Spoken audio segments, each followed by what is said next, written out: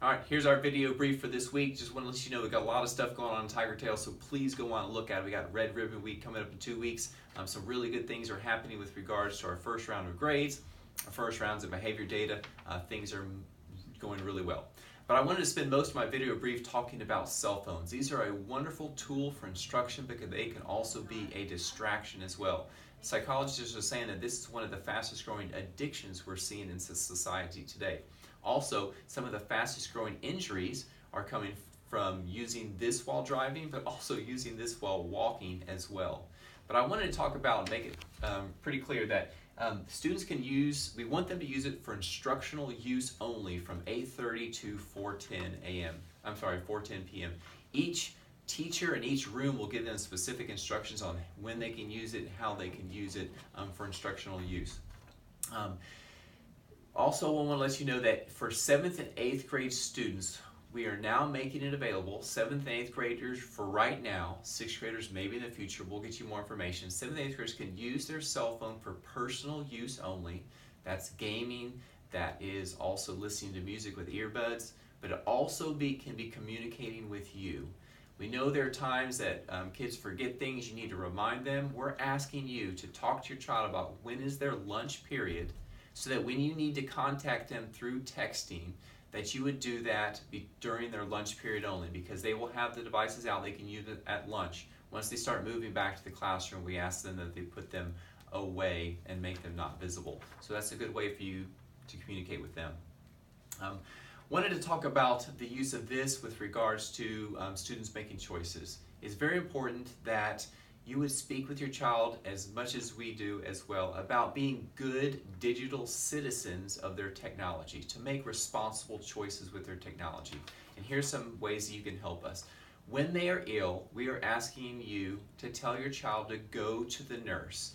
The nurse will check out the child, and then we will contact you about that. But we're seeing just a slight increase in numbers every year about kids that contact their parent first. They never go to the nurse. Parents are coming to pick up their child, and we have no clue. Whenever you come to school and drop off your child, we take great pride in being courteous and responsible and supportive of your child, and please allow us to do so. So when your child calls you or texts you and says, "I'm not feeling well," we need your help in saying, go to the nurse so they can get immediate support. Secondly, if your child is in crisis or if there's an emergency, we have trained personnel. This is what we do. This is what we love to do. Have your child find a trusted adult to get help with. If they're reaching out to you, we ask you to, of course, as a loving parent, say, I want to talk to you, but ask them to go find an adult so we can provide that immediate support if they need it right away.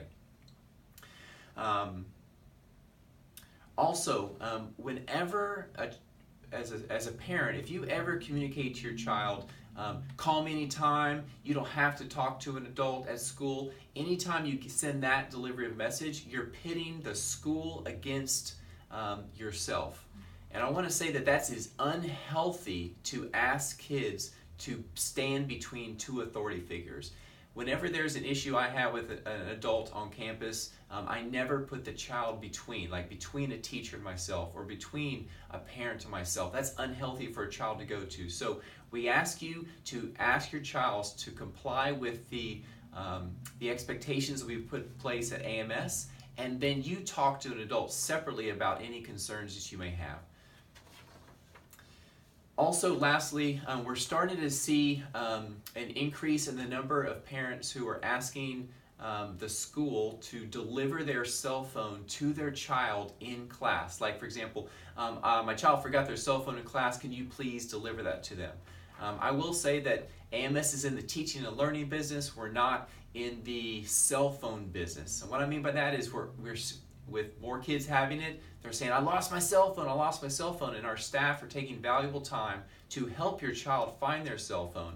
But if we're going to compound that with having to deliver cell phones to class, we cannot be responsible for that, because we would be taking a valuable device, giving it to another student to deliver to your child, and we just cannot be responsible for that. And I know that you're not going to want to leave out a valuable device out to be picked up on that outside table. So what we're asking you to do is, if your child forgets their cell phone at home, that y'all would find a way at 406 or 410 to deliver that cell phone to them.